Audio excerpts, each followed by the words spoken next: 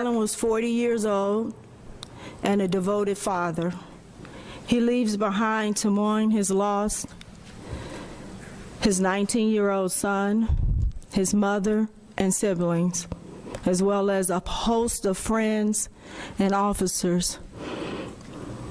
Allan started his career here with Oak Park Police Department on the 15th of May, 2019. Prior to being a police officer with the Village of Oak Park, he did a short stint with Metro Police Department. My heart goes out to those officers that he served with, but more importantly, the work that he did here was so impactful. I personally knew Allan because I did his background investigation, and I quickly identified that he had a talent that was needed here. Allan was a committed officer who became a detective a few years ago. He closed substantial cases and helped us to resolve countless incidents. He was a natural. Today at about 9 a.m., he responded to a call for service for a man with a gun leaving the Chase Bank on Lake Street. He, as well as several officers, encountered that offender on the 800 block of Lake Street. After trying to direct the offender to show them his hands, the offender vanished a firearm and shot Officer Redding.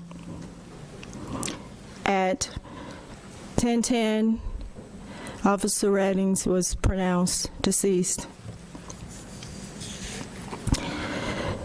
The offender was injured during this incident, was treated on the scene before being transported to the hospital. I want to thank our fire department as well as all of the officers locally and a distance. Our police department, we're hurting right now. I'm hurting. His family is hurting. Please keep us in your prayers, and I thank you all. Any information regarding his homecoming will be posted on our website. The investigation is ongoing, so I won't take any questions regarding the investigation. I ask that you all respect his family privacy while they deal with this tragic incident. Thank you. Chief, this is the first one that duty did for your department in 86 years. This is true. Your officers aren't familiar with how to deal with this. What's going on within the ranks right now? Right now we have peer support with our police department. We also have, what is that called? The officer wellness, where officers are being treated there. We all have to go and do at least one visit a day. I'm sorry, a year. My apologies. And they made themselves available. We also have a very supportive chaplaincy program. All whom are here at the police department. I was at the hospital with us. I'm hurting. This is the worst day of any chief of police. Any other questions? I know I said I won't answer any questions. I won't answer any about the investigation. Chief, there were responses from other departments around the western suburbs. Can you just talk a little bit about how the suburbs tend to work together in a situation like this? Sure, we wrap our arms around each other. Officers off-duty responded. Retired police officers responded to the hospital. Officers that left the police department to go to other police departments were there. Chiefs that retired from this department has already reached out. We have officers right now from other police department keeping our community keeping our police department, keeping our community safe while our police department process this incident. Chief, is the FBI involved at all because he was near a bank or in a bank? The FBI would be involved if there was a bank robbery. Right now, the state police is involved. What stands out about Detective Redding to you? You said to you. Natural-born leader, devoted father. He loves his mother. We had so many conversations about his mother. I can go on and on about him. I did his background investigation to get him here. His son, a bright young man with a bright future ahead of him. He had a whole community there at the hospital. Were you the one that had to deliver that news to the family? A combination, yes. A Chicago police officer was shot and killed recently as well, trying to apprehend a suspect. Can you talk about any sense of increased danger for your officers and whether this suspect had a rifle, which made it more difficult? I won't answer any questions regarding the investigation. We want to preserve the integrity of the investigation. As it relates to officers, we all wake up every day understanding the commitment that we've chose to make with this profession. So we're prepared to do whatever we need to do to keep each other safe as well as the community safe. Was the offender taken to the same hospital as the officer? The offender was treated in a hospital, but I don't want to give him any other airtime other than that. Trust me, I'm compassionate about him. We did treat him on the scene. Officers rendered aid to him on the scene, but that's as much as I want to say about him. And is he someone that's familiar to your officers or your department? Any other questions? You said he had a 19-year-old son. Can you tell us about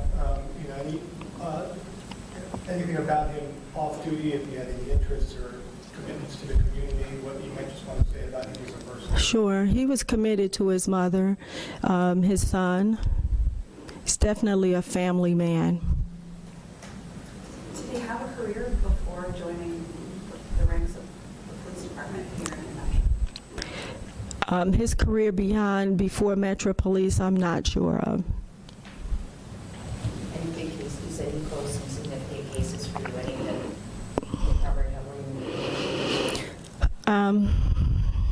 One of the cases that come to mind is he was responding to a call for service for something unrelated on the south end of town and discovered that a business needed to be looked into more closely.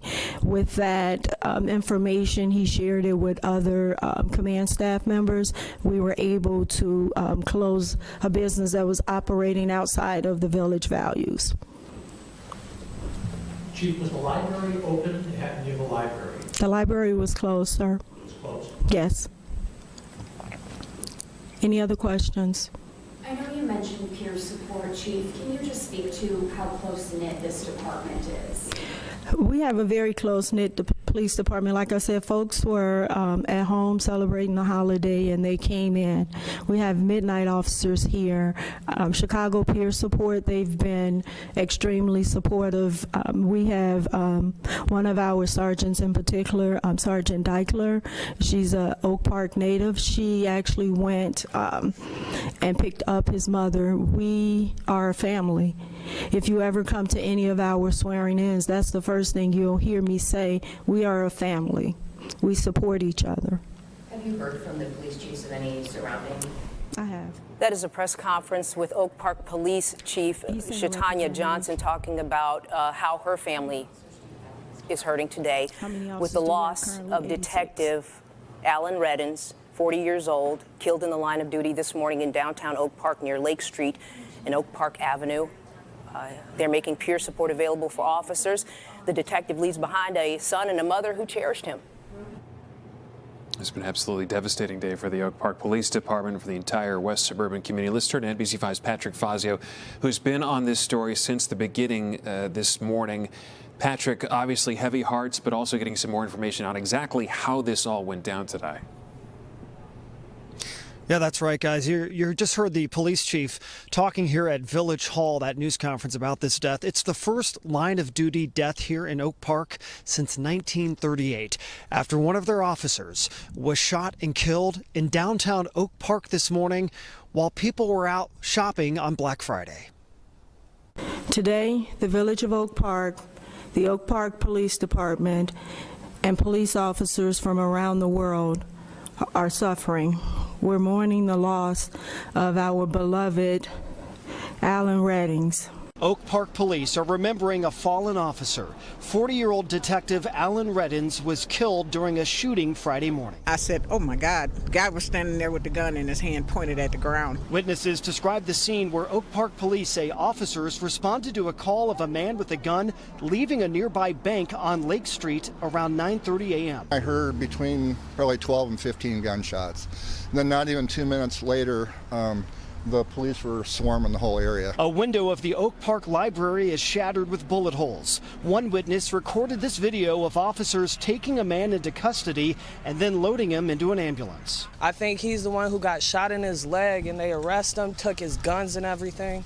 It's crazy. Neighbors say they can't believe a shootout happened right here in downtown suburban Oak Park. It's totally crazy. I would have never expected anything like this happening right here. I mean, it's just it's a great, safe neighborhood. I've never been in a situation where shootings happen, so this was my very first time and it scared me. One witness says she recognized the detective's patrol car, who she would see most mornings. I don't know him personally. I just know he's at 7-Eleven every morning getting coffee when I'm getting coffee. He's a very nice guy, you know, very nice guy. Now, police say the gunman is in custody and stable at Loyola University Medical Center with a gunshot wound to his leg. Reporting live in Oak Park, Patrick Fazio, NBC5 News.